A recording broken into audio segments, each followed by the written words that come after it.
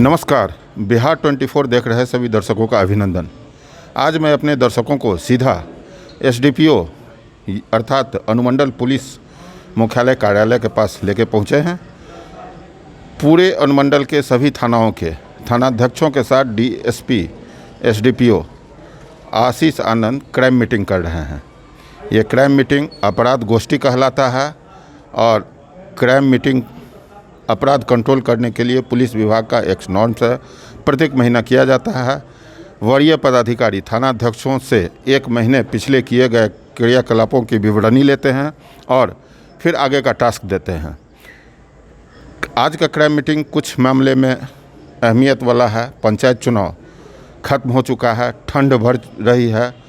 पिछले दिनों आपने देखा है कई संवेदनशील मामले आए हैं, एडीजे प्रकरण से लेकर के और विभिन्न प्रकार की चोरी की वारदातें हुई हैं। इस लिहाज से डीएसपी सह एसडीपीओ आशीष आनंद की क्राइम मीटिंग कई मामले में अन्य मीटिंगों की तुलना में काफ़ी महत्वपूर्ण मानी जा रही है। आज के मीटिंग में इंस्पेक्टर सह झंझारपुर थानाध्यक्ष महफूज आलम के अलावा अनुमंडल के सभी 9 थाना के थानाध्यक्ष अपने अपने विवरणी लेकर पहुँचे थे और एक टारगेट फिक्स किया है डीएसपी आशीष आनंद ने।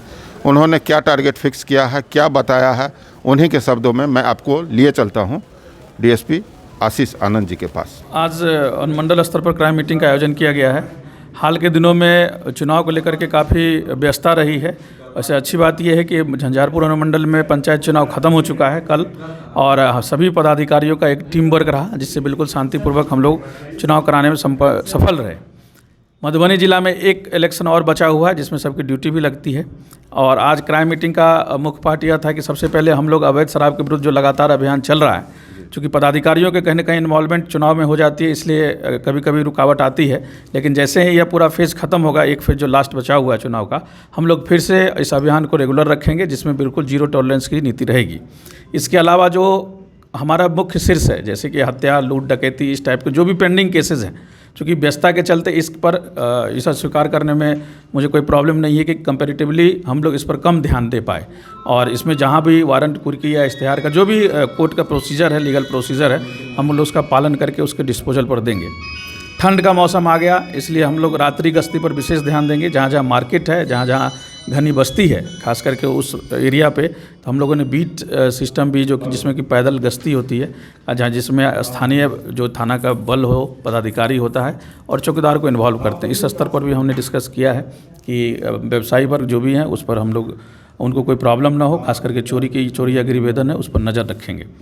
और साथ ही हाल में जो जेल से छूटे हैं अपराधकर्मी, हम लोग उसका भी एक लिस्टिंग कर रहे हैं, उस पर भी हमारी नज़र होगी, जो कि वो लोग वर्तमान में उनका क्या कर रहे हैं, उनकी एक्टिविटी क्या है।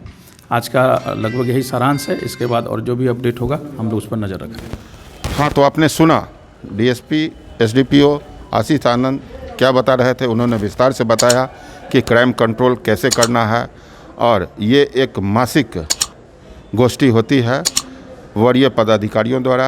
आप इसी तरह देखते रहें। मैं कोशिश करूंगा कि सभी दर्शकों को ऑन स्पॉट रिपोर्टिंग करके बताया जाए कि कहाँ क्या घटनाएं हो रही हैं। आप अपने नज़रों से देखें। हमारे कई दर्शक ऐसे भी हो सकते हैं जो यहाँ नहीं आए हों या इस गोष्ठी को नहीं समझ रहे हों। उनके लिए मैं पूरी विस्तार से इस बातों को कह रहा हूँ।